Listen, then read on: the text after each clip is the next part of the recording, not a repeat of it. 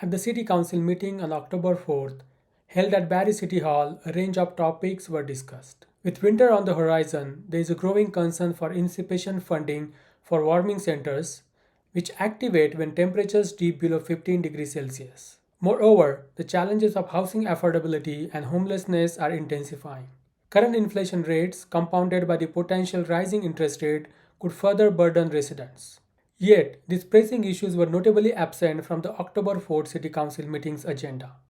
Instead, the Council allocated nearly a third of the meeting, or 30 minutes, to debate street naming policies, a topic that saw councillors in personal disagreements. An additional 20 minutes were dedicated to the presentation by the non-profit Art and Water about their floating arts and cultural festival. Deputy Mayor Robert Thompson's motion to reinstate the policy of naming streets after elected council members from the current term was approved. Councillor Kungal and Hamilton introduced an amendment to remove this naming convention, pointing to potential reputational hazards and the unpredictability of individual actions post-service. This proposed change met with resistance from Councillor Morales, who expressed frustration over the challenges in tabling the amendment and its overall clarity. Both Mayor Alex Nuttall and Councillor Morales have made similar oversights in the past. Many observers argue that the nature of these discussions indicate the Council's seeming detachment from the real-world problems Barrie residents are facing. Follow the timestamp to jump to the relevant section of the video.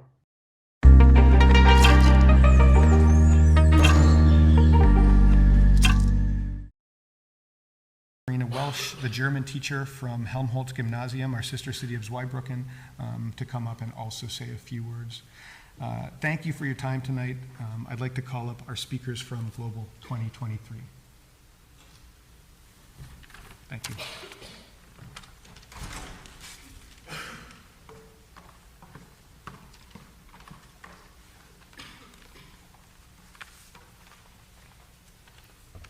As Mr. Toole said, Global Perspectives is a highly intensive academic program that tests the academic limits of its students, leaving them with knowledge that they can bring with them for the rest of their lives. But the backbone of this program is the German exchange. Without the exchange, the program would not be the same, and students would miss out on the academic and interpersonal experience of a lifetime. The exchange to Germany is a two-part exchange that takes place in October and June of the school year. Last October, our class had the honor and pleasure of hosting our German exchange partners at our homes, an experience that was graciously reciprocated when we traveled to Germany this past June. Over the course of these 2 months, we made lifelong friendships and had the opportunity to expand and broaden our horizons while applying the knowledge we gained during our semester with the program.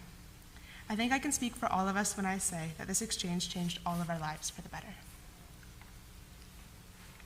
Applying for this amazing program was easily one of the best choices I've ever made. It was the most challenging, rewarding, and fun semester I've ever experienced, and I would recommend it in a heartbeat to anyone. One of the main reasons for this, of course, being the German exchange. This exchange was difficult at the beginning. Being forced into a relationship with a person from a whole different continent comes with challenges, but we adapted and overcame these barriers, discovering ourselves and our limitless ability along the way. I know that we all grew into wiser, stronger, more enriched people from the exchange and the relationships we forged with our partners. The skills our class gained from this exchange have better equipped us to take on the world beyond high school, and I'm forever grateful for that. These are all qualities that today's youth and future generations must have in order to help build a more educated, dynamic society. Global Perspectives and other exchange programs like it are an amazing way to positively impact people and, in turn, our community, and therefore should be made available to as many people as possible. One of the many benefits of a program like Global Perspectives is that education is not only in the classroom but out in the world as well. The travel element of Global Perspectives allowed for what we learned in the classroom to be connected and applied to the real world. For example, we went from learning about politics in a classroom setting to watching a live session at the European Parliament in Strasbourg, Germany, an experience not many can say they have had. After doing a project on Martin Luther, we were also able to visit the Gutenberg Museum, home to many of the first books that were printed and variations of the printing press. One of the main goals of this program is to broaden the horizons of students as well as expand their knowledge and perspectives of the world, hence the name Global Perspectives. Being able to travel allows students to see a part of the world they may never have experienced before. I can say personally for myself, this program has solidified my future goals and allowed me the ability to develop and learn more than I ever would just in a classroom. I would not be the person I am today or the person I strive to be in the future without Global Perspectives. Through the Twin City Exchange in Germany, students in this program were challenged and pushed outside of our comfort zone that we had grown so accustomed to. I think I can speak for all of us when I say that throughout our time in Germany, we had gained a new sense of independence and confidence. From a more personal perspective, I think a lot about the person that I was before Global. And truthfully, I was fearful of anything new. I liked staying safe and being as regular as possible. I almost didn't apply for this program, and if there was anything that I can say was the best decision that I have ever made, it was taking this program. I don't ever want to be that person who lived in fear of the unknown and had no confidence in her skills. I instead want to be the person that I want to be the person that traveled halfway across the world for a month, the person who navigated one of the largest cities in the world by herself, and the person who has never had a greater understanding of the world than she does now. Leaving for Germany, I felt like I was leaving behind the parts of myself that only ever felt safe in the small bubble I had created at home. I left my family for a month, but I gained a new family, a family that fills my heart by warmth just about thinking of them. I look back at everything I experienced throughout my time in Germany, and I genuinely couldn't imagine where my life would be without it. I feel like I gained a lifetime worth of experiences in just 30 days. This is an opportunity that should never be passed upon. Truthfully, I don't believe there is an experience as fulfilling as Global. I don't think there will ever be a program as fulfilling and life-changing. I wish that every student can experience this. It's an opportunity that I hope all students in Simcoe County can have for years to come. Thank you.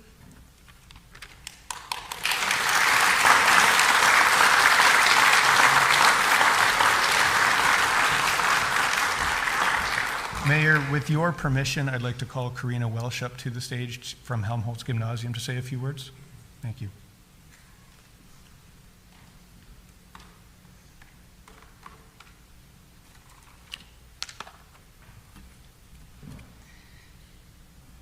Mayor Nuttall, City Councilors, City Staff, Simcoe County District School Board Director Dance, citizens of Barrie.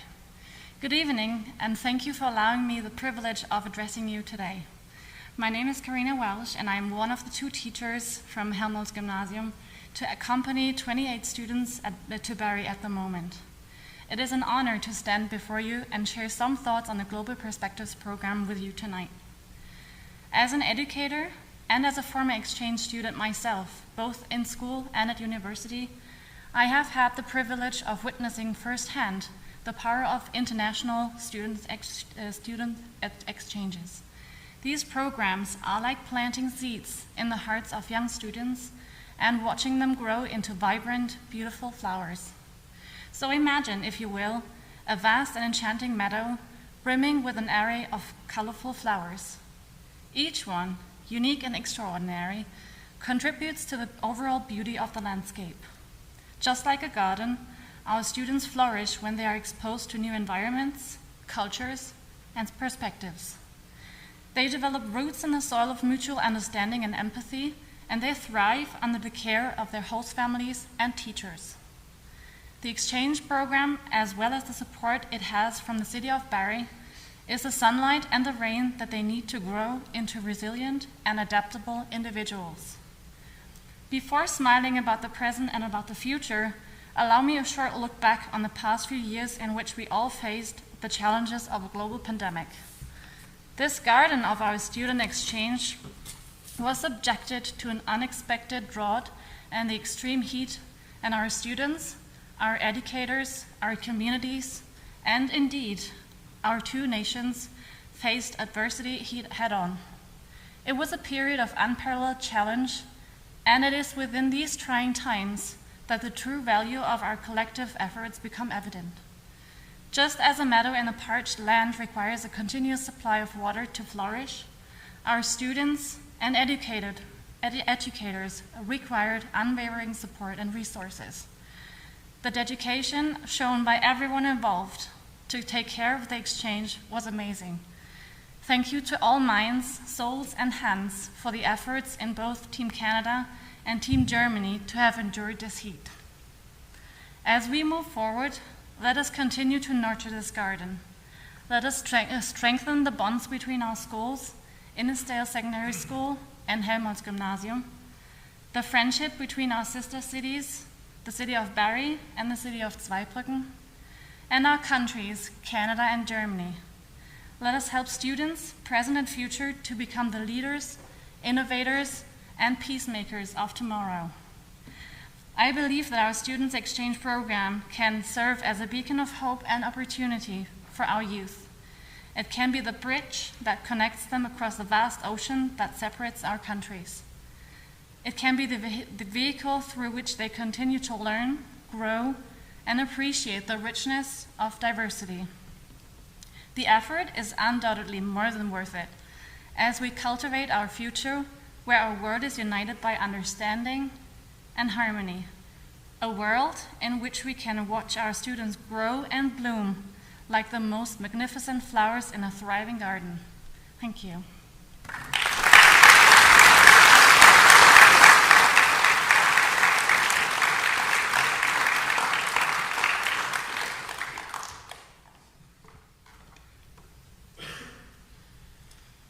Mayor Nuttall, we would be happy if you accepted this gift as a representative of the city of Barrie. It is a symbol of friendship and gratitude on behalf of the city of Zweibrucken, our principal, Kerstin Kiem, and everybody involved in the program. Thank you. Thank you so much. And Chair Harris, if you come with me as well, that'd be great.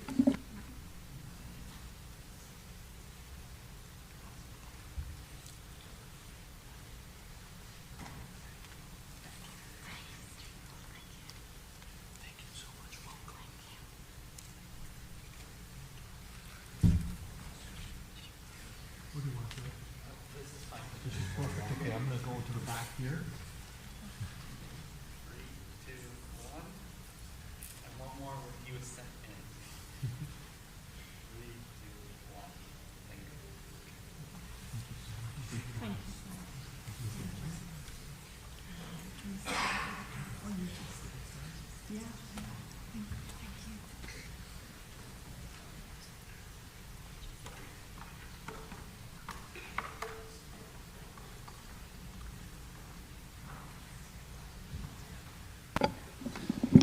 Thank you so much for the presentation and the gift, and to all of the students who are visiting here. I hope you're finding a very welcome city.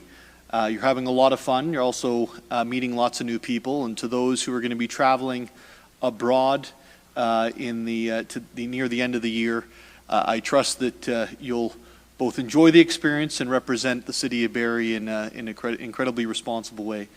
It's an incredible program that was started by the school board, also a former councillor on this table, Mr. Morrison.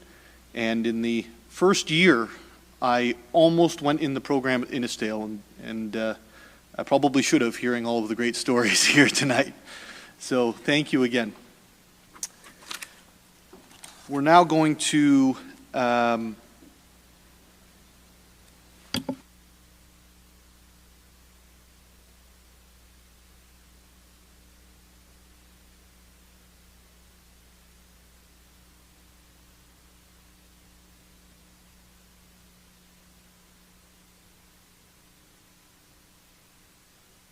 I now ask Oliver to come down for our next presentation.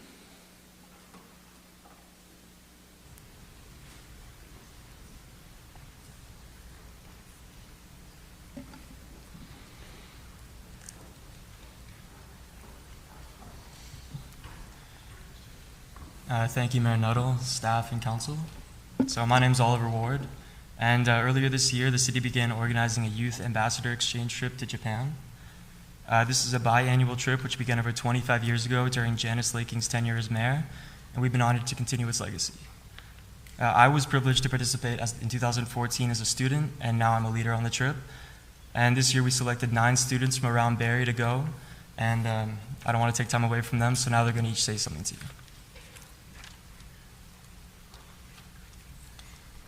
In August this year, our group had an amazing trip to Maruyama, a city in the Yamagata Prefecture of Japan. Over the 2 weeks we visited, we were fortunate enough to see the beautiful countryside, mountains, temples, and shrines, explore the coastline, practice martial arts, and participate in the famous Tokunai Festival. We'd like to thank the City Council and the International Committee for their support in this program.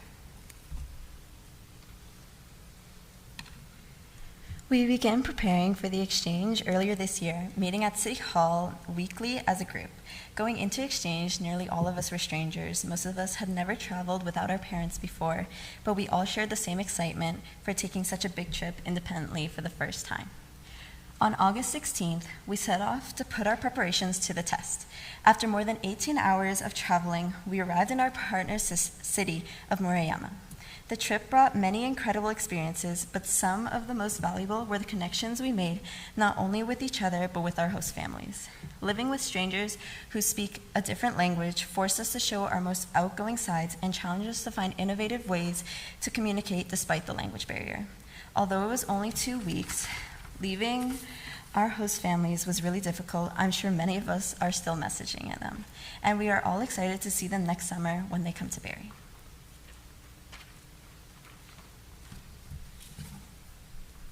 Being in Japan showed us a culture completely different from Canada. We learned to appreciate their customs, from the friendliness of strangers to the hyper-cleanliness of pretty much every place we visited. It also made it possible for us to spend less time on our phones and more time appreciating real-world interactions and experiences. Some of us have even experienced better health since being in Canada. It showed us how to be independent and accountable for our own actions, since we couldn't rely on our parents for being right or wrong. I think it made many of us closer to our families by showing us how different living is without them.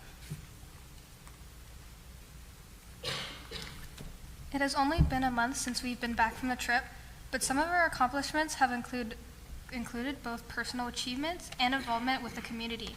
These can include beginning high school for the first time, becoming lifeguards with the City of Barrie, starting work at a retirement home, joining the student council and becoming vice president of the school DECA club, joining the Rotary Youth Leadership Award and Interact, and joining other exchanges including the Global's Kids Exchange.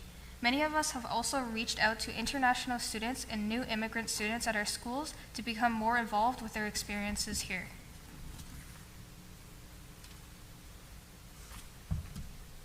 We are looking forward to hosting next summer and sharing our cultures with our Japanese hosts.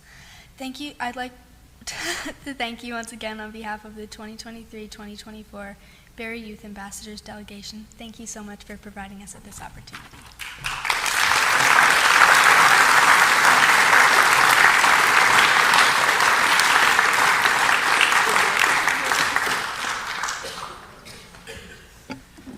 Now, members of council, we were actually a host family for that program when I was 14, and we had a young man named Kenichiro stay with us. And it was, I didn't go to Japan, but it was so eye-opening just being on, even on the receiving end, and something that we never forgot. So I know the host families that are going to be receiving now are going to have a ton of fun and learn a lot along the way. I think I've forgotten any language I learned between then and now, though, unfortunately. Well, I know that members of the public and our young people from another part of the world would love to stay through the evening and listen to us throughout the evening, but if you like, if you don't want to stay, oh, there's one more? Councillor Harris? Thank you, Mayor Nuttall. If I could just quickly, I wanted to recognize somebody very humbly standing in the background. It's our Youth Ambassadors lead, Ms. Shannon Scully-Pratt. So thank you, take a bow for all your efforts. Thank you.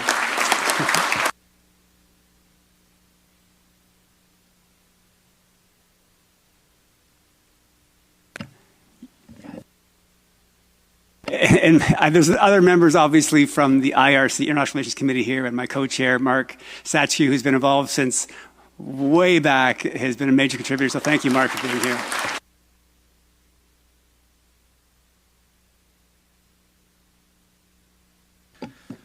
So if you would like to, we will take a minute break if you'd like to leave. If you'd like to stay and watch the meeting, we'd feel really good about ourselves.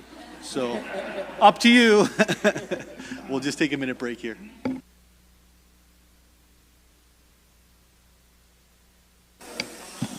We're going to move on from the reports from officers, past deputations, as there's none.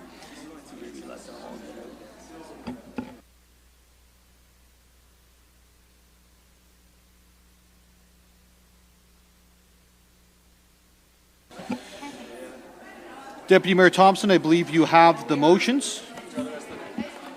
Thank you, Mayor Nuttall. Moved by myself, second by Councillor Hamilton, that Section A of the General Committee report dated September 27, 2023, as circulated, be received.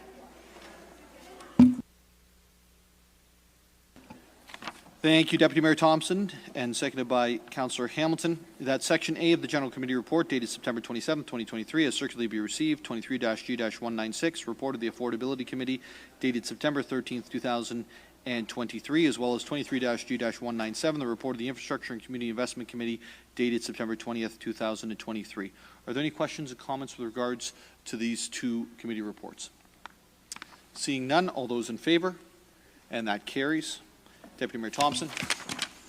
Moved by myself, second by Councillor Hamilton, that Section B of the General Committee report dated September 27, 2023, as circulated, be adopted.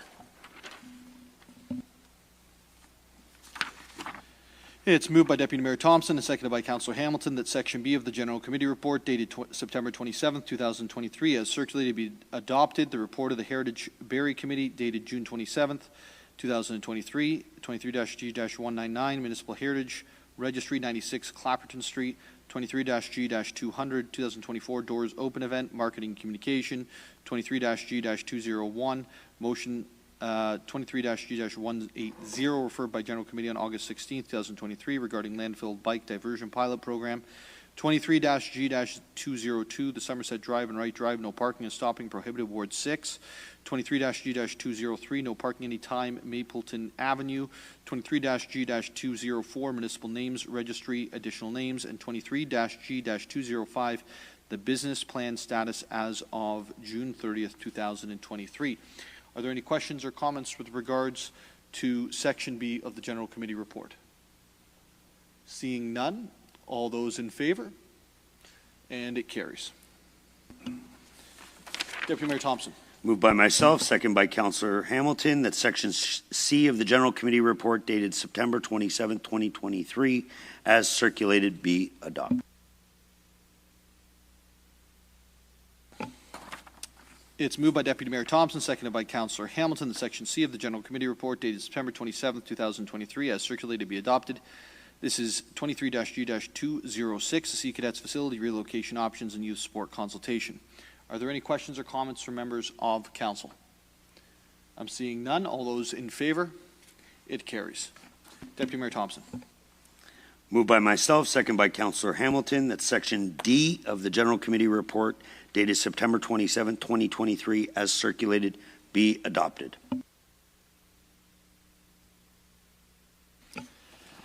It's moved by Deputy Mayor Thompson, seconded by Councillor Hamilton, that Section D of the General Committee report dated September 27, 2023, as circulated, be adopted. This is 23-G-207, deferred by motion 23-G-152 by the Infrastructure and Community Investment Committee on May 31, 2023, Waterfront Strategic Plan Update. Are there any questions or comments from members of Council regarding this? Seeing none, all those in favor? It carries. Deputy Mayor Thompson. Moved by myself, second by Councillor Hamilton, that Section E of the General Committee report dated September 27, 2023, as circulated, be adopted. It's moved by Deputy Mayor Thompson, seconded by Councillor Hamilton, that Section E of the General Committee report dated September 27, 2023, as circulated, be adopted. This is 23-G-208, parking control for new subdivision, secondary plan and built boundary, Ward 7, 8, 9, and 10. Are there any questions or comments with regards to this motion? Seeing none, all those in favor? It carries. Deputy Mayor. Moved by myself, seconded by Councillor Hamilton, that Section F of the General Committee report dated September 27, 2023, as circulated, be adopted.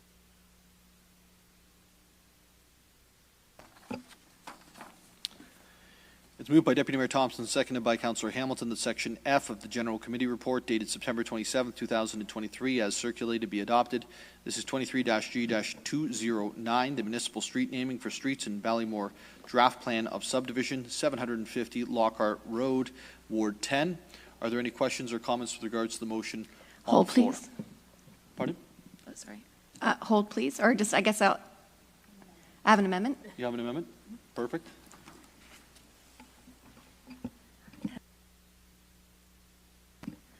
I'd like to table an amendment, so I'll table the motion as presented, And my amendment is as follows. That motion 23G209, Section F of the General Committee Report dated September 27, 2023, be amended by A, deleting paragraph 3 in its entirety. And I'll leave it there and see how it goes. I'm sorry. I don't have it in paper, that's why I emailed. I don't have the paperwork. Oh, even if I do, I don't have the... That was circulated. Oh, you've got it, right. Okay. She only wants to do the first one. That's okay, we'll go. Okay, we'll go. Yeah, thank you. Second part in paragraph 5, adding after the word duty, members of public servant, public service, civil servant, with the remainder of the paragraph remaining the same. And the third amendment to the motion as presented is C, adding the following paragraph, that the street naming policy be amended to delegate the selection of names for new streets from the street name registry to the Director of Development Services or their designate in consultation with the ward councillor. And that is moved by myself and seconded by Bryn Hamilton. Councillor Hamilton. That's okay. I was looking for the point of clarity. Can we get a copy of that motion? Because it started off with just removing paragraph 3, and now it sounds like there's been some added stuff. Oh, okay, perfect.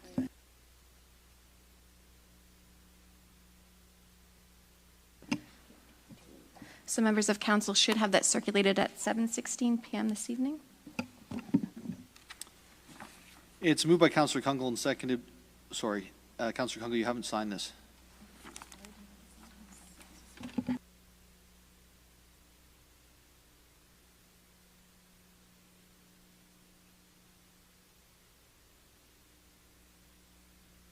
Perfect. It's moved by Councillor Kunkel and seconded by Councillor Hamilton. The motion 23-G-209 of Section F of the General Committee Report dated September 27, 2023 be amended as follows. 1, by deleting paragraph 3 in its entirety. 2, in paragraph 5 by adding the word duty, quotation, members of the public servant.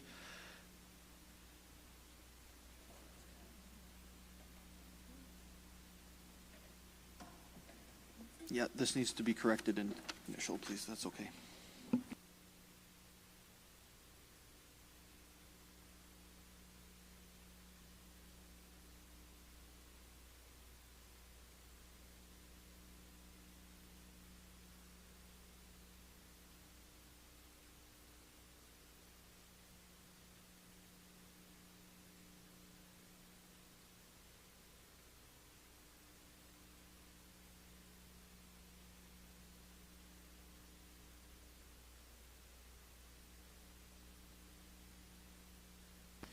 Thank you. I'm just going to start again. That motion 23-G-209 of Section F of the General Committee Report dated September 27, 2023 be amended as follows.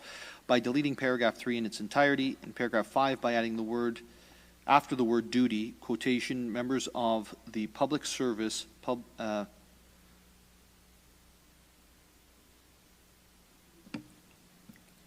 civil servants, the remainder. I'm sorry, but the grammar's not right here. So members of the public service, civil servants, or civil service? Yeah, so I think it's going to...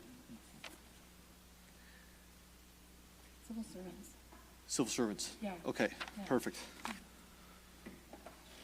I'll pass this back for you to initial after this, if that's okay. With the remainder of the paragraph remaining the same. And 3, by adding the following paragraph, that the street naming policy be amended to delegate the selection of names for new streets from the street name registry to the Director of Development Services or their designate in consultation with the ward councillor. Councillor Kunkel, would you like the floor? Yeah, yes, thank you, Mayor Nuttall.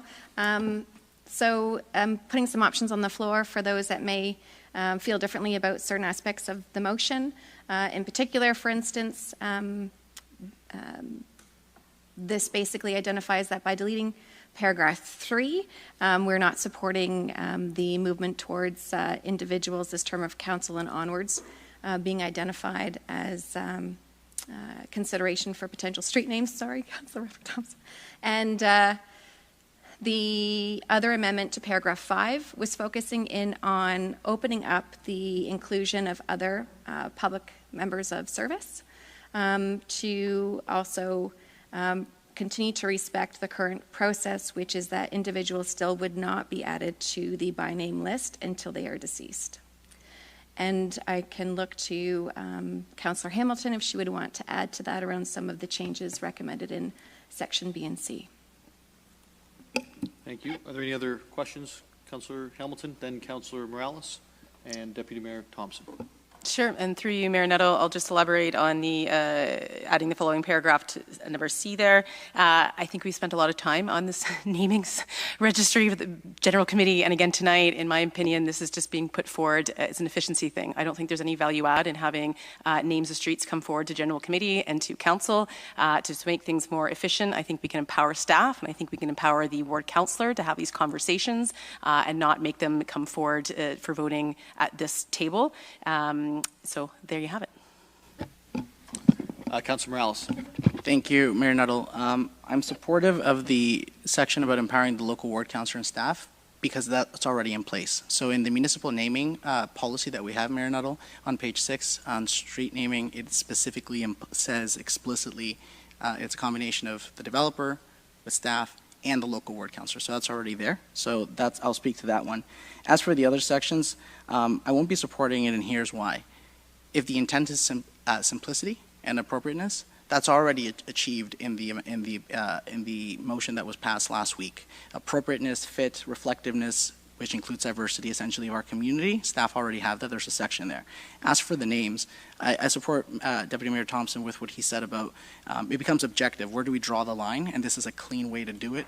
And here's why. Including a generic point about civil servants, public servants becomes arbitrary. At any point in given time in this municipality, I believe there's 900, 1,000 employees. So where's the line? I don't see the criteria. Is it 10-year service? Is it 5-year? What if they leave and then come back? We've had employees leave and come back to municipality. Is it consistent time? So just the very fact of the trouble we had getting the amendment on the floor and the clarity, I think in the spirit of having clear language, I'll be supporting the original amendment for that reason. And this is very important for me to note. I just completed the application, as I said last week I would, on the fallen officer in Ward 9. The application is ready to go. I will be bringing it to City Hall tomorrow, which is why I know about the municipal naming policy. And any member of the public can bring forward a former civil servant, a current civil servant, a former politician, and do their application. It took me about 7 minutes to do the application. So if people believe that there's an important person, feel free to do an application, as is the current process. By doing it with this generic language, we are putting the unnecessary onus on staff to determine where the line is on deciding who gets a street out of 1,000 employees at any given time, and out of councillors going back to potentially the 1800s. So if you've done your research and you have a historical appreciation of a recent or faraway politician, I'm happy to share that policy with you. And again, it's a 7-minute application. So I'll be voting no to this. Thank you, Councillor Morales. Deputy Mayor Thompson. Thank you, Mayor Nuttall. Maybe to the mover of the motion, and Councillor Morales touched on, what would the criteria be? And if this is to continue on naming of anything after the deceased? So the intent of the motion overall, the first one is omitting the amendment. So basically not supporting the movement of members of council's names as per this term onward being considered. The rest of that motion is softening, I think, paragraph 5. So it removes the developer from the process. It leaves it to the Director of Development Services, their designate in consultation with the ward councillor. So it is a change of process. And it does allow for room for individuals to be recognized if their names are put forward as members of council or any other public servant. So you're still continuing with the current policy as it is today. If you were to still want to continue with the merits of the current process, which is considering members of council and or members of past staff after they've been deceased. Maybe just a little bit of clarity. So are you looking to have the naming only after the person's deceased, or it can be either or? I'll look to Councillor Hamilton if she wants to clarify her intention, because she held the pen more so on 5, but I am putting it forward as after an individual is deceased. Yes, so I did check with Madame Clerk prior, and the provision in the policy related to streets being named after person is deceased still stands. So this is just an inclusion to that paragraph 5 to add the public servants and civil servants, but that provision still stands. Through you, Mayor Nuttall, just to Ms. Bamfield, are we able to remove the development of a subdivision in the naming? As it would be their property and stuff. I know it becomes a municipal road, but is that something that we can do, is remove the developer from the process? Through you, Mayor Nuttall, to the Deputy Mayor, I'm not really sure whether it's an issue of whether we can or can't. Ultimately, they become public streets, and so the city can name. Ultimately, there are assets. So I don't think that there's an issue not involving the developer because they do become municipal assets. That being said, the public street name registry is public, and we certainly work with the development community to choose the names that work best. But I don't think, as I said, at the end of the day, they become city assets. My final question, I think, maybe to the mover through you, Mayor Nuttall, what would the criteria be? And I know that we've got hung up that we start now, and some people may look at it like it's self-serving, but like, what would the guideline be for somebody in the past, or like, do you have a term limit, or what are the intentions of broadening the opportunity for people to be named? Like, would it be, to Councilor Morales' point, an application, and then to staff, or the ward councillor bringing it forward with the delegated authority, as Councillor Hamilton is saying, to kind of mainstream it? What would the intentions be, and how would we bring somebody's name forward? I think it's still respecting current process. It's just a courtesy to include reference to areas of interest, which were members of council and other civil servants, into the amendment from last week that talked about veterans and others that have served. So it's more of a courtesy nod to that, but it doesn't change the current process, other than the aspect of C that's on the floor for an amendment around changing the process where it's the, sorry, I've got it by email I'm looking at, so 3, yeah. Development Services Director and Designate in consultation with the ward councillor. Perfect. Thank you. Councillor Harris. Yeah, thank you, Mayor Nuttall. Maybe to the movers, I'm just curious why you think it's important to include it being deceased. It just feels like always better to honor someone when they're with us than when they're not. I just kind of wondered about that as a style of doing it. Through you, Mayor Nuttall, happy to answer the question, Councillor Harris. I think I spoke to it a little bit last week. I think from a reputational risk, I understand the merits of the current process, which is to recognize someone only after they've been deceased. So that is current practice. That's been informed, and I believe staff spoke to that last week about other issues in municipalities and some learnings taken from that. So that is current practice. I do believe that has merit. So we can't control how someone behaves in life, whether they are current term or post-term, or whether or not we see that as being someone that exhibits the elements of, I think the process of putting a name forward in recognition. I like the process that individuals are nominated. There's a little bit of a justification for why that comes forward in the current process. But I actually don't support kind of gifting a recognition for someone that may not stand the test of time, and being in a situation where we become judge and jury about whether or not we should be removing someone's name from a street sign. Okay, yeah, that's fair, thank you. Just so, would that hold true for other things? Like, we really shouldn't name things after people who are still living? Is that like where you would see that line being drawn for all things being named after? Yeah, this is just specific to the scope of the motion tonight and current process that's looking to be changed. No, yeah, just thinking if like, what would make a street sign that much more risk than, say, a park or a a beach, or would it apply globally? I can't speak to that because I don't know the current policy of how parks are named or otherwise, so I'm just speaking to the process now for street naming. Sorry, just to jump in here before we go to other members of council. I do have notes today that said that there was going to be a garden brought forward naming somebody who's alive.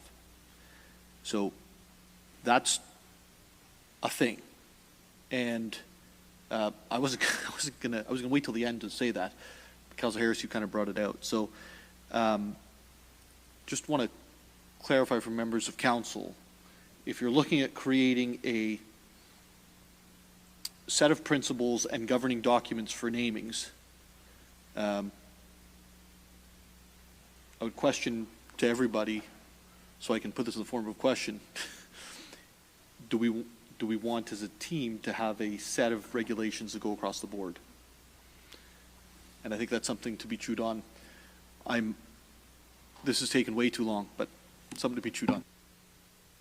Yeah, thank you, Matt. Yeah, I didn't know that, so thank you. It just seems like I was just kind of getting a sense of, would we be applying the same rules or principles to all naming, or is what would make street signs exceptionally exclusive to that criteria? So I'll leave it there. I guess one other question before I have a comment, maybe through you, Mayor Nuttall, to Ms. Banfield. Is the current process for naming streets by and large working for staff?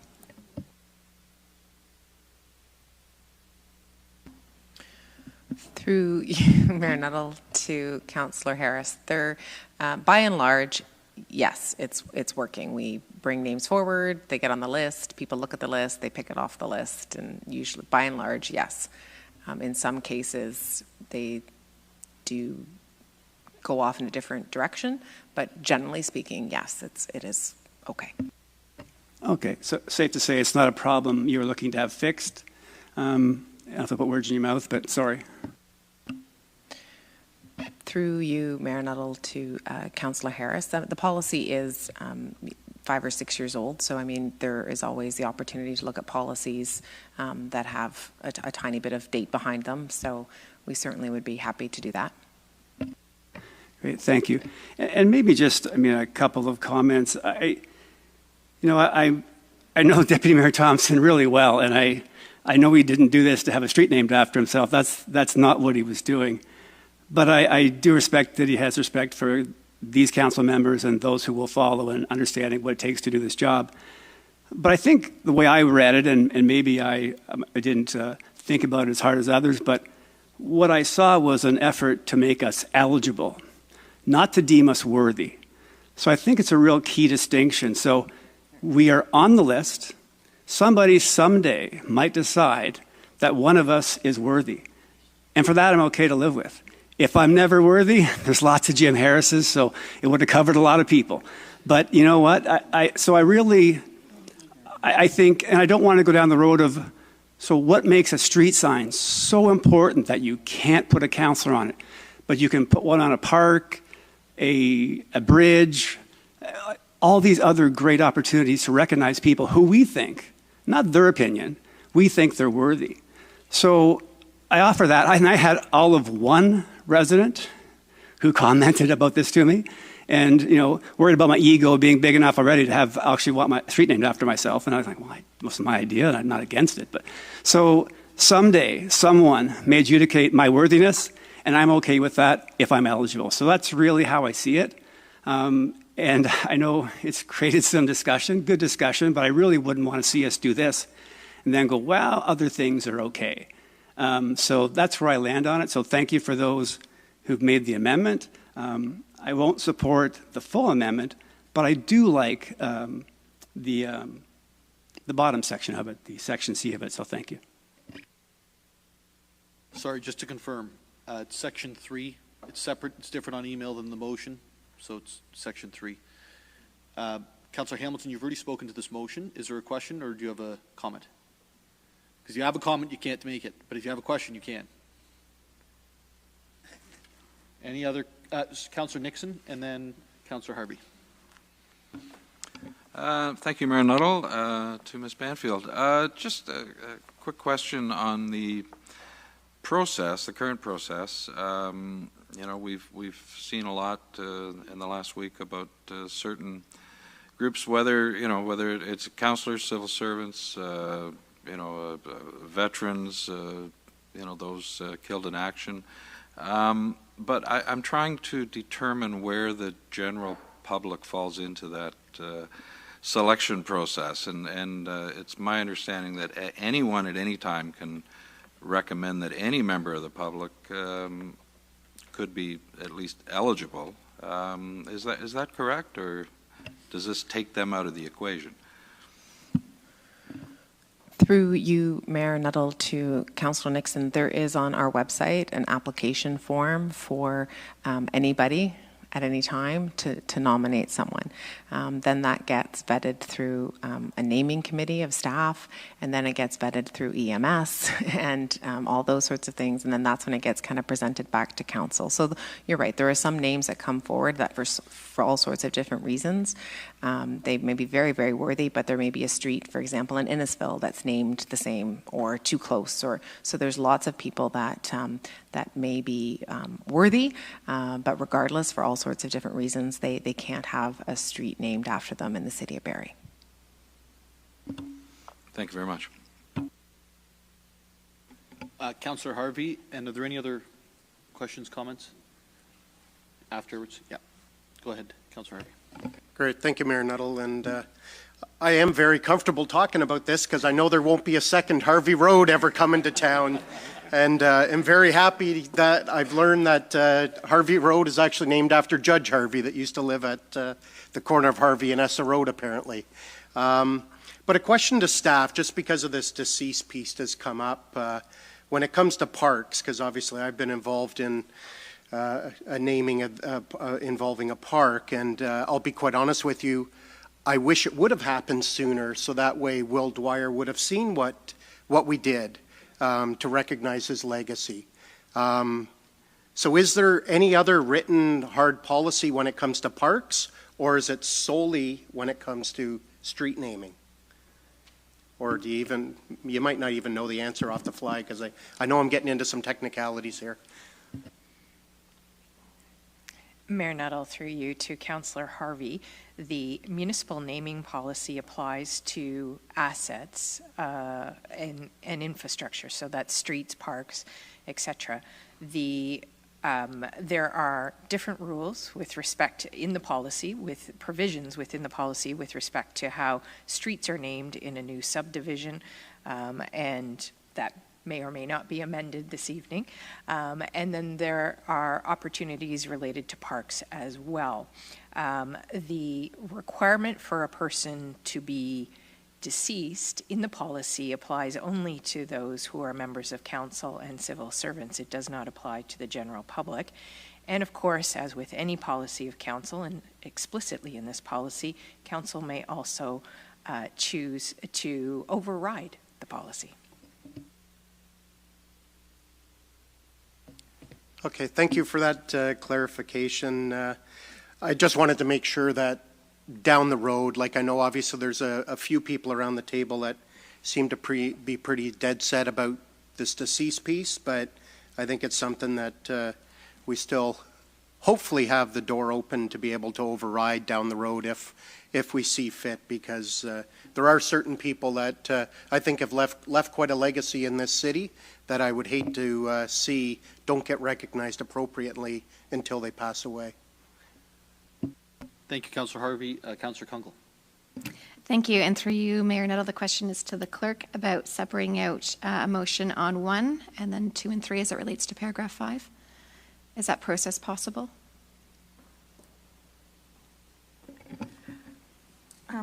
Through you, Mayor Nuttall, to Councillor Kunkel. If that's what you choose to do, I would probably suggest withdrawing the motion that you have on the floor and then reintroducing the one to separate paragraph 3, like just put in a separate amendment for deleting paragraph 3 and have that voted on. And then you can do a separate put a separate motion to add, if that one passes, then we could put a separate motion on after that to amend paragraph 5 to add the public civil servant section, and then as well as the portion related to the street naming. Okay, so I'll leave it as is. Are there any other comments or questions? Question? I made it a question, thank you, and through you. My question is this our priority?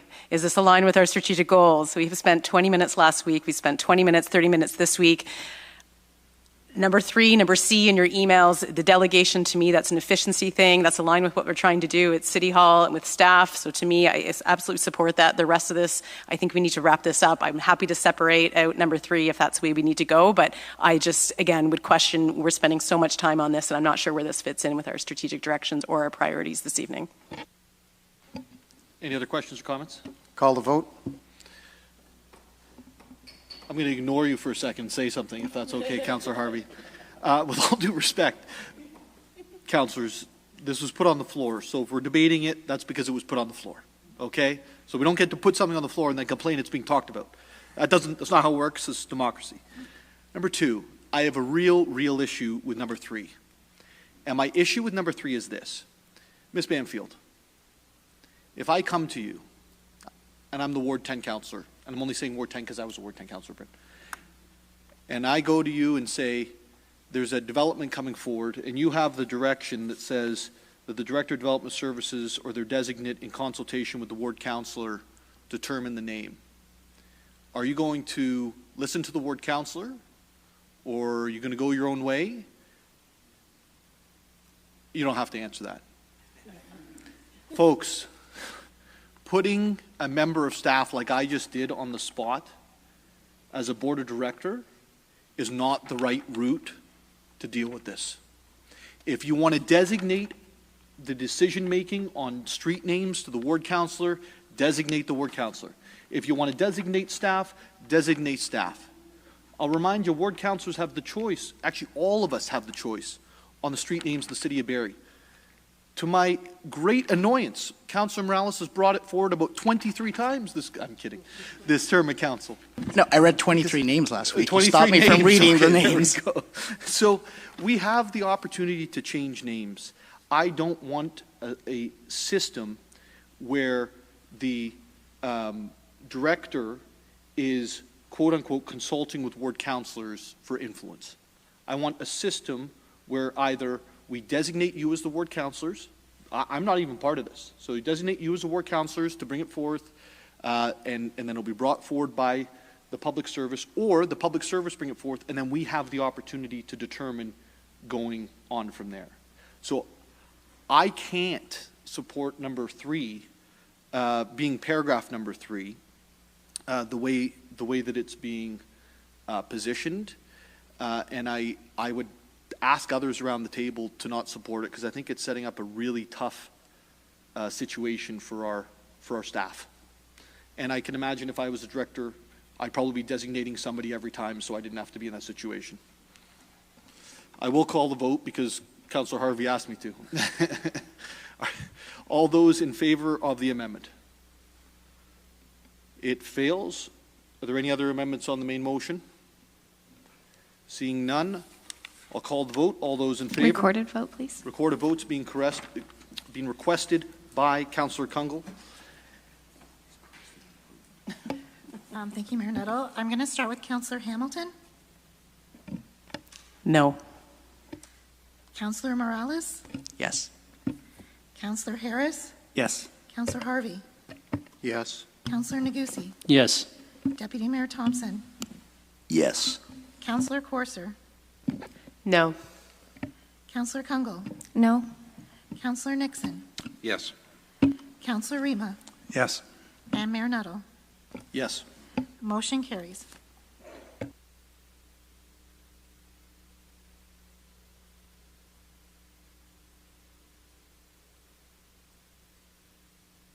I still have to give you this even though it lost, correct? Beautiful. I almost put it in the garbage. Madam Clerk. Would have been in trouble. By garbage, I meant recycling. Okay, we're going to move on to the next item. Deputy Mayor Thompson.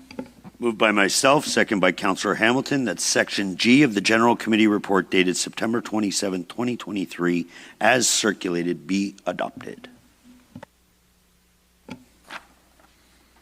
It's moved by Deputy Mayor Thompson, seconded by Councillor Hamilton, that Section G of the General Committee Report dated September 27, 2023, as circulated, be adopted.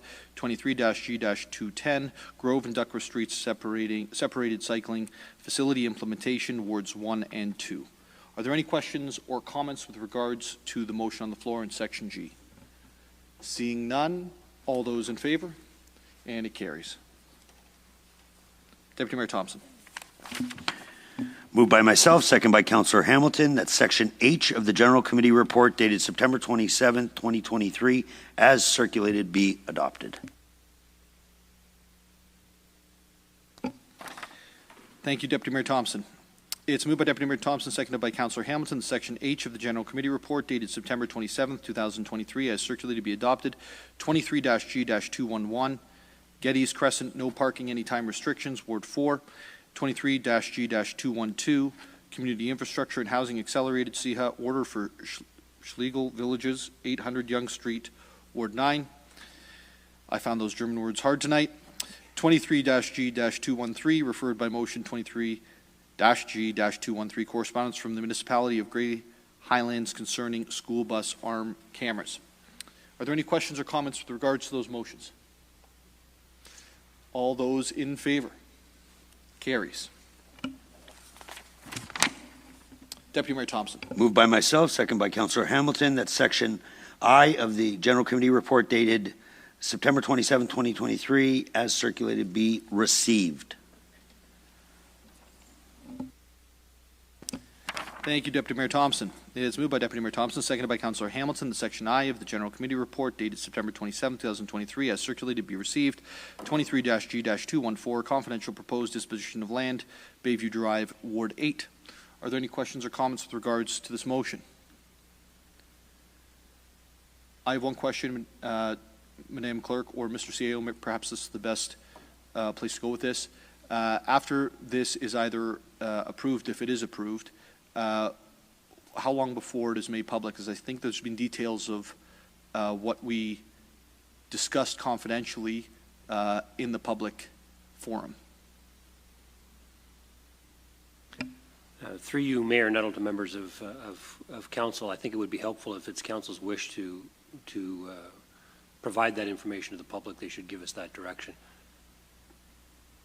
Otherwise, confidential matters of council remain confidential until such time as council releases it.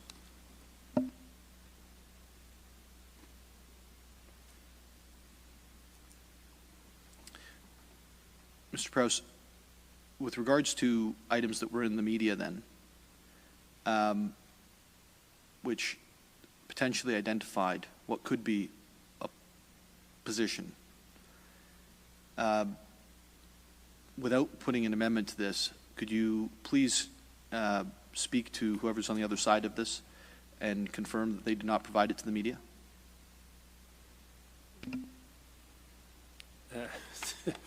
Through you, Mayor Nuttall, to you, Mayor Nuttall. If I'm reading between, and I apologize, I've been in virtual back-to-back meetings all day long, so if the media's been reporting some of this, I'm not aware of it, but if I'm reading between the lines correctly, I will certainly ensure that the other party is abiding by council's direction. I believe as of late this afternoon, I did receive an email confirming that was also their position. Perfect. Thank you. I will call the vote. All those in favor? Carries. Deputy Mayor Thompson. Moved by myself, second by Councillor Hamilton, that Section J of the General Committee Report dated September 27, 2023, as circulated, be adopted. It's moved by Deputy Mayor Thompson, seconded by Councillor Hamilton, that Section J of the General Committee Report dated September 27, 2023, as circulated, be adopted. Lease of proportion of 555 Bayview Drive, the YMCA of Simcoe Muskoka, Ward 8. Are there any questions or comments with regards to this exact motion? Seeing none, all those in favor? It carries.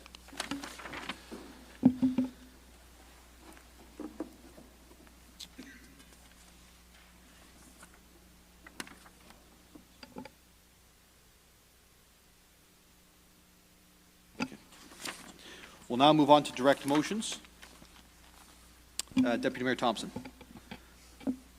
Thank you, Mayor Nuttall. Moved by myself, second by Councillor Nixon, authorize the release, the address, legal description identified in motion 23G 179.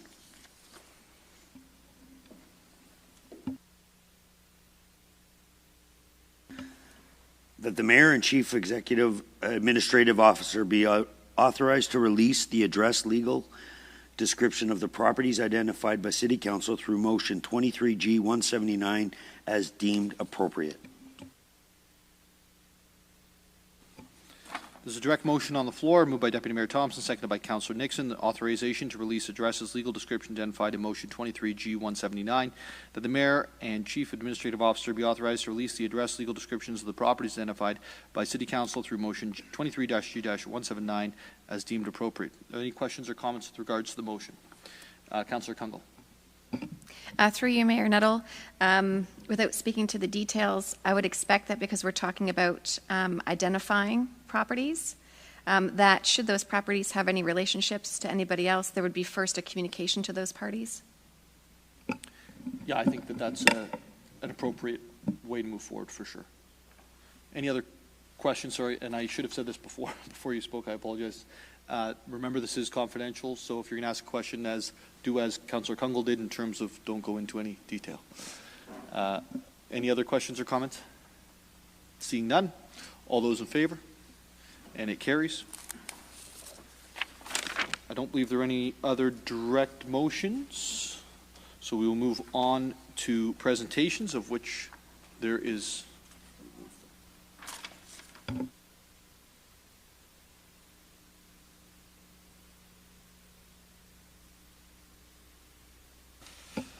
we have one more presentation. This presentation is 14.2. It's from the Art and Water Group concerning Art and Water Perfect Pair. I now call upon Matt Sloman, Executive Director of the Art and Water Group, to provide the presentation. Over to you.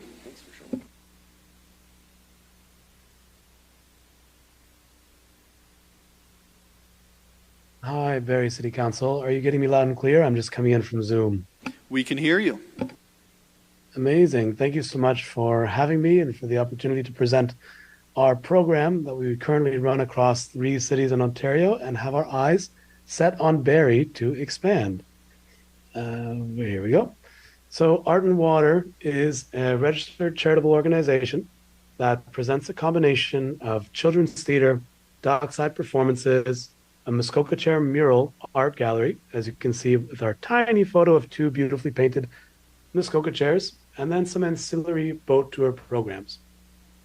We've been operating since 2009 in Ottawa, 2014 in Toronto, and this year we opened a Hamilton location, and we're looking at Barrie for next year. Our structure, there's a board of directors behind us as a charitable organization, the creative producer or executive director myself, and then on-site teams at each location, which include administrative staff, event staff, a plethora of artists. Almost 90% of our workers on our employment offering goes directly to local artists, usually students of acting programs. Our flagship program and the key component we're looking to bring to Barrie is this children's theater. It happens aboard a pirate ship where families with kids under the age of 10 join our crew and search for sunken treasure. Imagine Pirates of the Caribbean come to life in front of you. It's an opportunity for families with young kids to have a first engagement with arts, sometimes a first experience on a boat, and more than anything, a lasting memory which helps those families and the young children become lifelong patrons of the arts. We've conducted some surveys over the years of our audiences, and 7 out of 10 times, it's the family's first experience at an arts and cultural event. 2 of those other 10 times where they did attend events, we're seeing something like Barrie on stage, for example. This children's theater, it occurs from May to October aboard a modified or recreated pontoon boat that we've dressed up to look like a pirate ship. It is a program that supports local artists by bringing them to work with us It's presented to families for birthday parties, for summer camps, and the additional programming we do run with this vessel is using it as a space to host other performances. If you can look in the picture, you might make out that there are a couple of musicians on board. We work with local artist organizations to present other programs, providing them a new venue. Imagine an R&B concert out on the water. Imagine having a folk band come and perform, or maybe even Theater by the Bay, creating an immersive piece of theater aboard the ship. These are some of the additional programs that we look to develop in partnership with local arts organizations.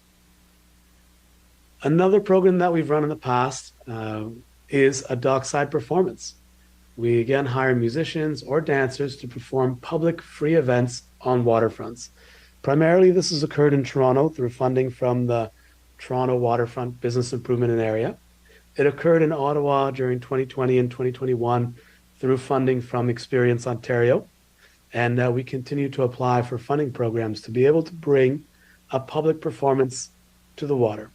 We call these stumble upon performances. You're out for a stroll in the evening or the afternoon on a weekend, and you stumble upon a public performance, entirely free, open invitation for you to stay for as short or as long as you like.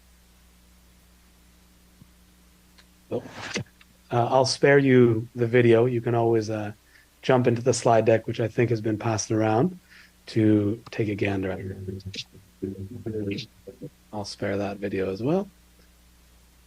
Another one of our programs is the Muskoka Chair mural. We took the iconic Muskoka Chair, as we've seen all over cottage country, and we hired local artists to create a mural. These murals brought these seats to life, creating both public seating and public artwork at the same time. This is another one of the programs that we'd like to bring as a part of our wishes to come to Barrie. Our children's theater, our dockside performances, and our Muskoka Chair murals. These are great projects. It supports local artists. We work directly with them.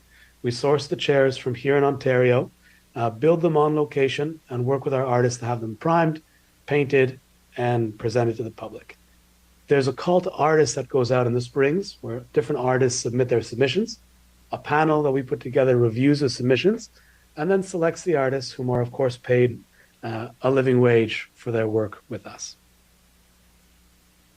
A few additional programs we're considering to bring to the City of Barrie as a part of an overall waterfront activation could include projects such as this Palapa boat tour, a tiki-themed boat tour experience, as well as a hot tub boat program which exists in Victoria, BC.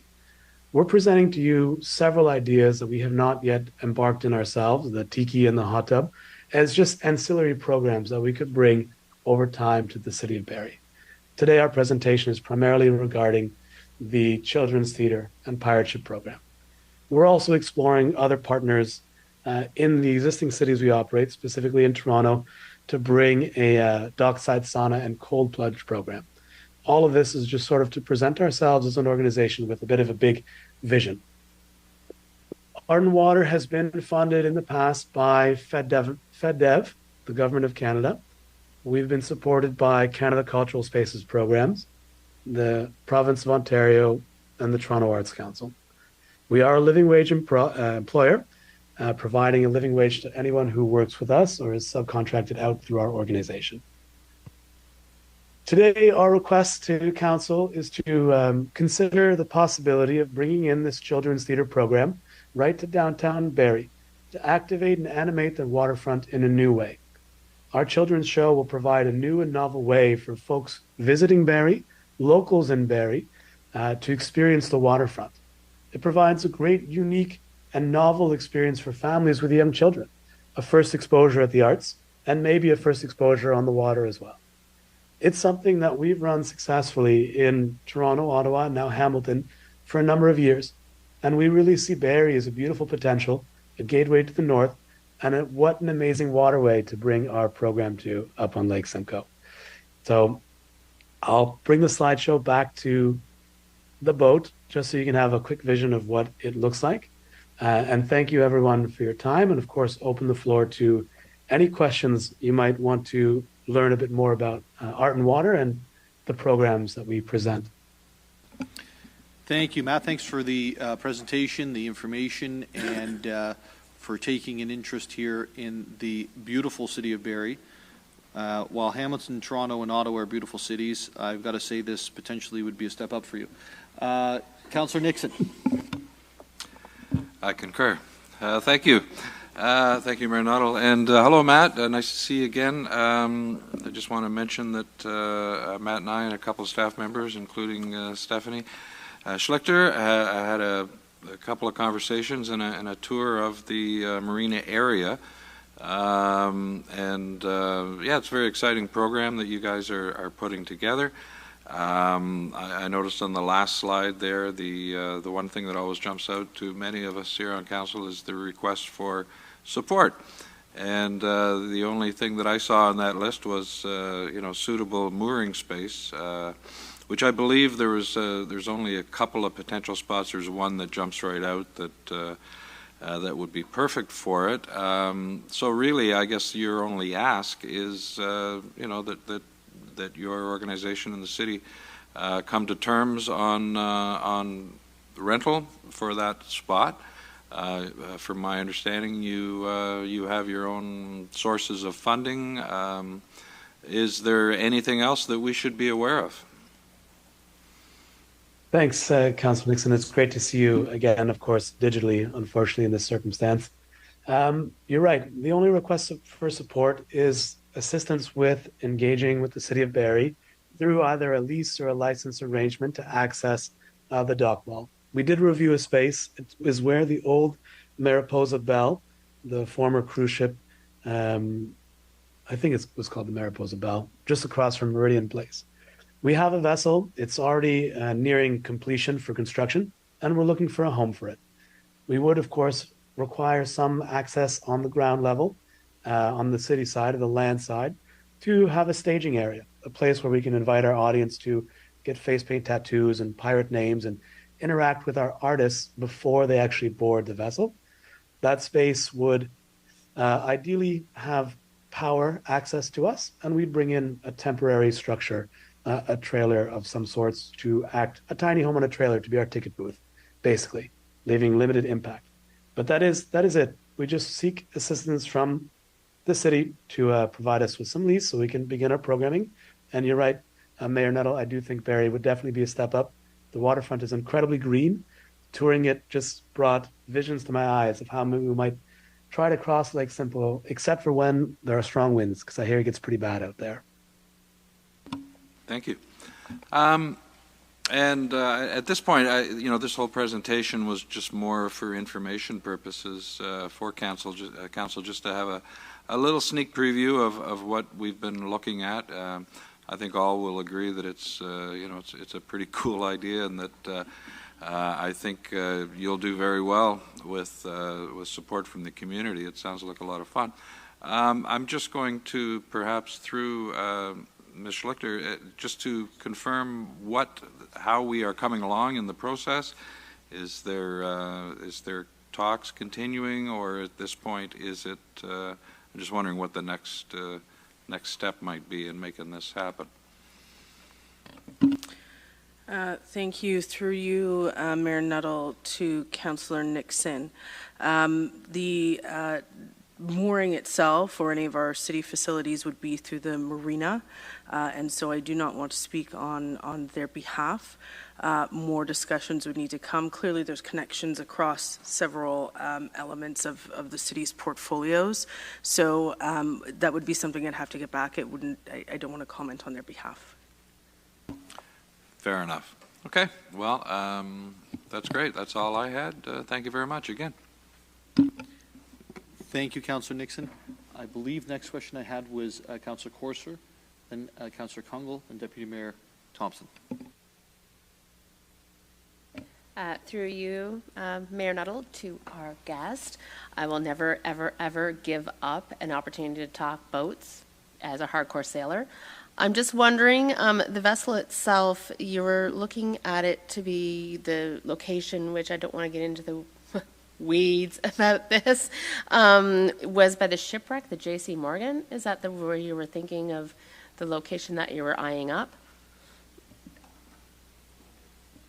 I think I would need, support from Amy to best answer that question. I'm not familiar with the shipwreck, but it is located near, I think it's um, the Navy school, the little Navy building that's there. It's not Navy, it's the cadets building. It's the Sea Cadets, yes. Okay, that's clarifying for me because it's not the wreck that I'm familiar with. And your vessel is a pontoon vessel, so it doesn't have extensive draft. Is that correct? Yeah, so if you're familiar with boats, you might remember the old Three Boys houseboats that came across the country in 1985 on train from BC. We've taken the superstructure and demolished it and rewelded a superfice, which is the frame and wooded clad pirate ship recreation that you saw. So it is a pontoon vessel with outboard gasoline engines. It carries up to 40 persons and the draft is about 3 feet. Okay, thank you. I was just trying to get an idea of where you were discussing space of where that would be feasible. Thank you very much. Councillor Kungle. Thank you, through you, Mayor Nuttall, to Matt. Thank you for the presentation. I just want to ask a question about economic opportunities for our local artists and theater performers. So when you reference your artists, are you coming with your own staff for the boat that's kind of, familiar with the structure and the performances, or are there opportunities for local artists and theater performers to potentially be involved in this in some way? Yeah, that's a great question, and thank you for the ask. It is an important one. We're looking probably at a 99% local engagement. We would, of course, in initial operations, bring team members who've already worked with us in the past and are familiar with it to start and train. The idea is that by July 1st, we're at a position where the entire staff is local, with the possibility of a manager coming in and out and bopping in and around as a regional support. But we do look to hire entirely local staff. That's and great. That staff complement is usually about 20 persons. Okay, thank you very much, Matt. And then my second question is, while you don't need funding at this time in reference to, I think it was Explore Ontario and then the Toronto waterfront, are you seeing that over time that this will need to be subsidized in some way, or do you have sustainable funding based on how you are billing for the entertainment aspect? That is a good question. So primarily our children's theater in itself is self-sufficient. That is able to operate under its own budget through ticketing revenue. The ancillary programs like the dockside performances or the Muskoka chair murals, those are usually externally funded. We have requested funding in the past through the various levels of government in order to bring those programs to life. You did see a couple other slides regarding other boat possibilities, one being the Tiki Tour themed boat and the other being the hot tub boat. Those are, let's call them, more commercial products, and we're considering those as a part of our offering such that we're able to be sustainable without having to ask outside funding. If we run something that's generally commercial, we use the surplus from that to bring back to our arts organization, and then we can fund the dockside performances and the Muskoka chair murals entirely in-house, because of course reliance on grant is not a sustainable practice. Thank you, Matt. I appreciate the presentation. Thank you. Thank you, Councillor Kungle. And Deputy Mayor Thompson. Thank you, Mayor Nuttall. I'll be real quick. Councillor Kungle actually asked one of my questions. Barrie's got a very vibrant public art committee and stuff. So I was wondering if the chairs in the Muskoka, if we would stay with local artists, and if I heard you correctly, you pay all of the people a fair wage to the artist. Yes, absolutely. All of our programs are all local. We wouldn't be bringing anybody in from anywhere else except to demonstrate the children's theater and to lead and train. If we engage artists to perform, they'd be local Barrie artists. And if we engaged artists to create Muskoka chair murals, we would again hire local artists. Perfect. And you would engage with the local, like Barrie Art Committee and stuff to help procure, to consign the work to local artists. Like you'd be involved with that if you're successful in, signing a lease or something to come to Barrie. Yes, absolutely. We're an organization that thrives on partnership. And the fact that we're having this conversation today is because of a good friend of mine, Ian Mulgash, who is the executive director of Theatre by the Bay. We worked together many, many years ago, and it's thanks to him that he connected me to Councillor Nixon and the team to present the project in the first place. And we absolutely believe that working with the local community is important. So, and any suggestions and recommendations of organizations whom we should work with, we will be opening all of those doors because they're the locals and we're just bringing in some cool programming. So we would definitely lean on the community for sure. Just a final comment. If you are successful, I would imagine that council will take 2 of your tiki boats just for education purposes. I would expect nonetheless. No hot tubs. No hot tubs. Councillor Hamilton. Just quickly, and through you, Mayor Nuttall, thank you, Matt. This was a very refreshing presentation to hear after tonight's discussion. For me, I mean, this directly aligns with our strategic aim, creating a thriving community. You said the Children's Theatre is self-sustainable. You're leveraging local artists and musicians. So thank you to Ian, if you're listening, for making the connection. Thank you to Nixon for bringing this forward. I think this is fabulous. Whatever we can do to support and insist in the rollout in this, happy to do so. So look forward to hearing about next steps. You had me at art and water on slide 1. Any other questions, members of council?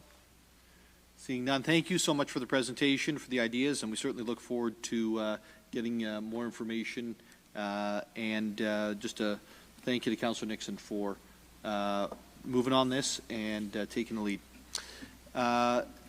As that is the end of our presentations, we are now at the inquiry portion of the evening.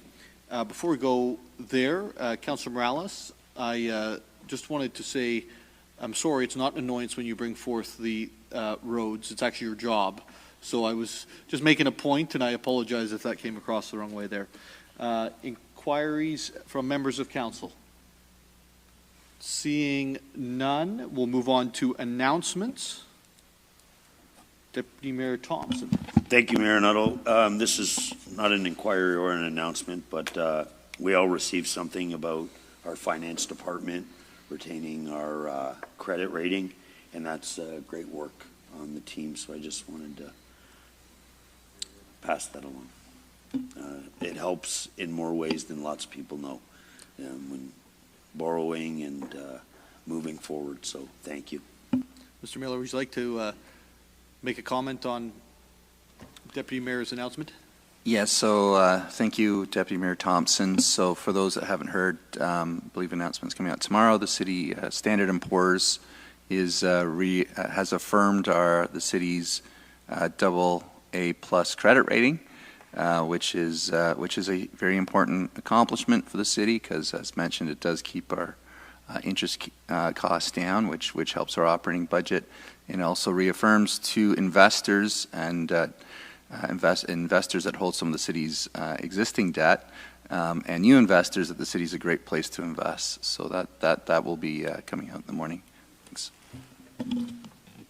I apologize, Mr. Miller, that it's coming out tomorrow. I'm normally a day late and $1 short. I think that means you owe us $1. All right. Are there any other questions? Or, sorry, announcements? Councillor Kungle. Yes, thank you. Well, it's been a good week of announcements. While your award on the credit rating isn't as flowery as mine, it is probably quite important to all members and residents. So I had the pleasure of traveling to Fort McMurray over the weekend to be part of the National Communities in Bloom Symposium and Awards, and was happy to celebrate with our horticultural foreperson that the City of Barrie received, again, a 5 Bloom Gold status and some notable mentions around the work that our horticulture team does, and by far many departments across the city do around keeping our city clean and beautiful, thriving and operating. And we had the pleasure, while it was the Truth and Reconciliation Week, of spending time learning about the Dene culture and what they're doing in Alberta after the fires in Fort McMurray around reclaiming a lot of the landscape there through some pretty interesting and innovative ways in which they're bringing back native species and a landscape that's thriving. So I did want to say and congratulate the communications team on a robust report, because it did make us stand out, and it is a great way to remind judges that come through about everything that we're doing, from our operations department to our water systems to our natural heritage. So this crosses all elements of our strategy. This crosses all elements of our work plans and our committees. So I do hope that next July, as we go to compete internationally, that we're able to include different committee members and members of the public in how we showcase our city.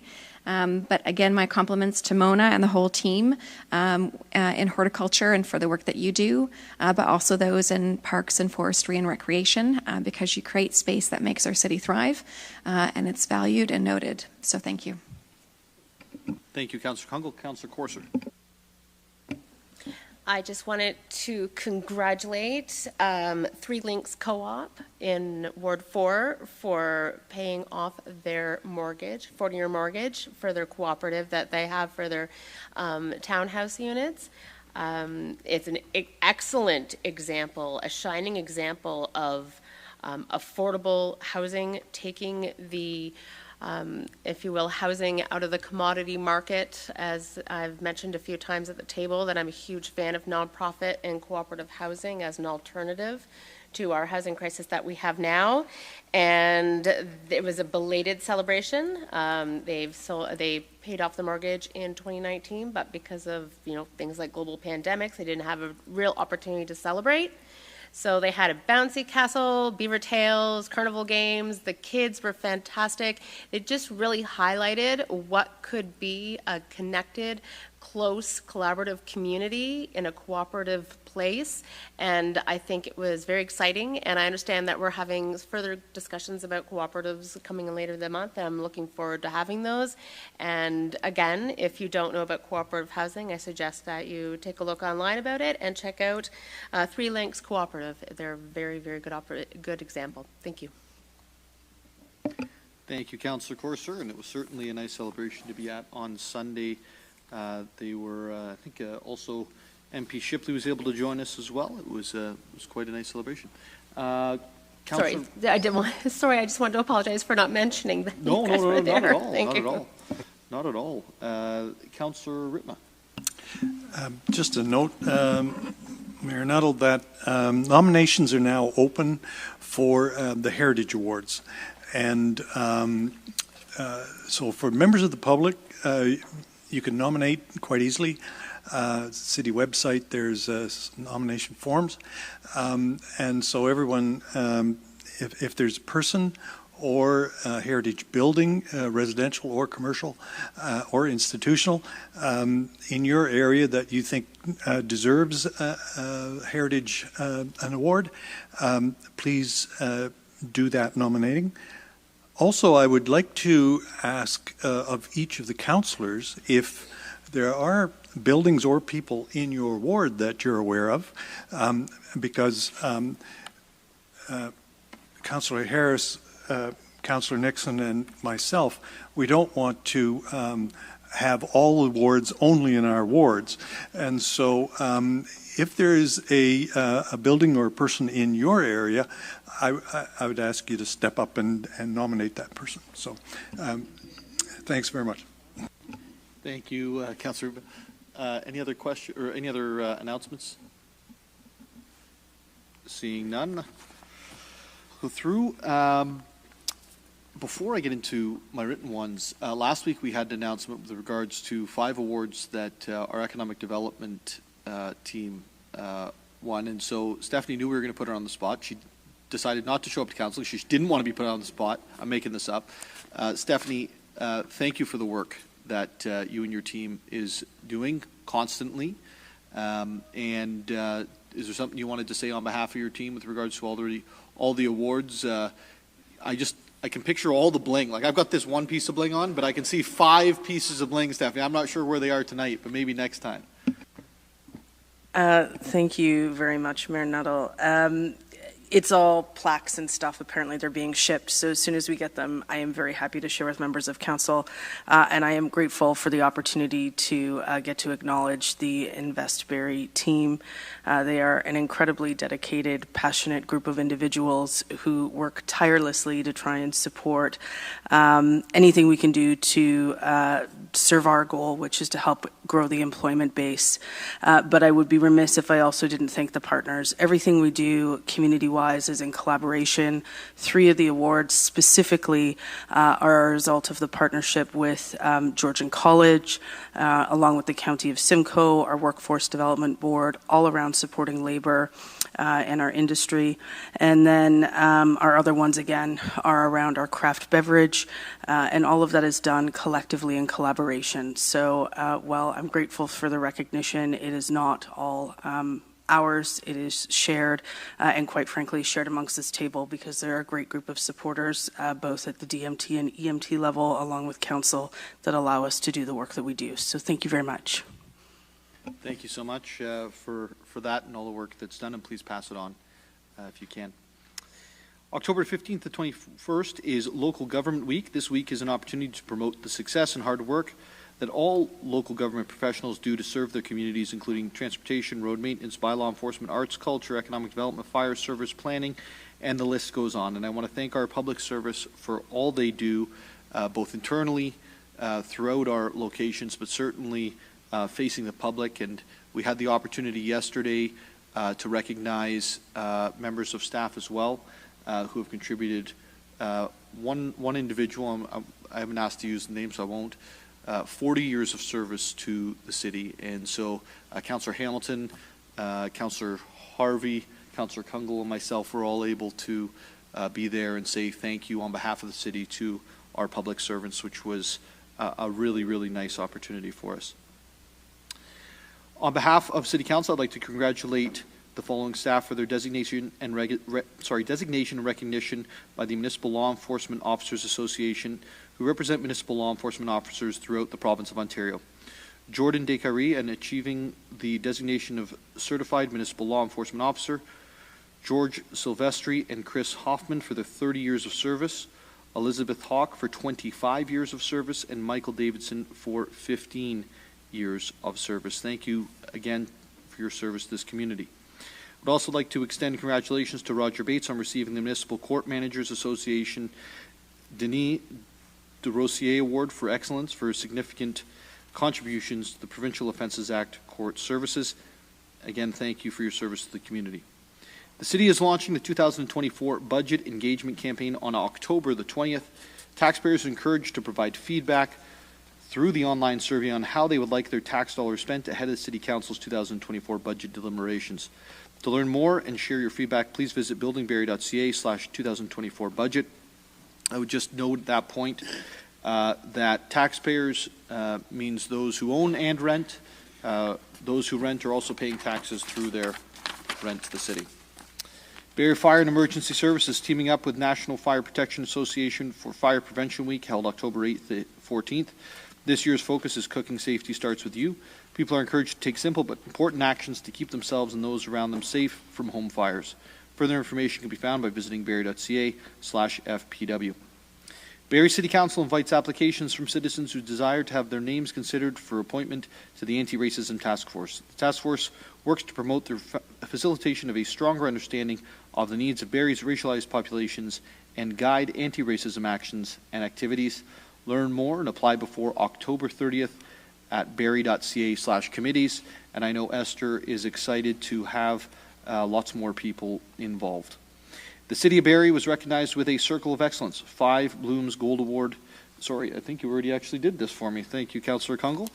A number of city services are affected on Thanksgiving Day, Monday, October 9th. Barrie Transit will not be operating. No garbage, organics, recycling, or yard waste collection will be picked up. The collection will occur one day later throughout the week. The Barrie City Hall and Recreation Community Centers will also be closed. For more information on affected services, visit barrie.ca. There will be no meeting next week due to the Thanksgiving holiday. The Affordability Committee and General Committee meetings will be held on October 18th. We are now at the bylaws. Deputy Mayor Thompson. Thank Thank you, Mayor Nuttall. Moved by myself, second by Councillor Hamilton. Leave be granted to introduce the following bills. These bills be read a first, second, and third time and finally passed. Bill 103, 104, 105, 106, 107, 108, 109, 110. It's moved by Deputy Mayor Thompson and seconded by Councillor Hamilton that leave be granted to introduce the following bills, and these bills be read a first, second, and third time this day and finally passed. Bills 103, 104, 105, 106, 107, 108, 109, and 110. Are there any questions or comments with regards to the bills? Seeing none, all those in favor? And they carry. Deputy Mayor Thompson.